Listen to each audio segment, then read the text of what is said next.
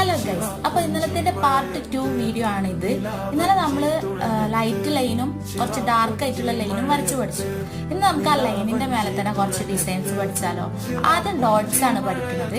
ഒരു line straight ആയിട്ട് വരച്ചിട്ട് അതിന്റെ മേലെ ചെറിയ ചെറിയ ഡോട്ട്സ് ഇട്ട് കൊടുക്കുക.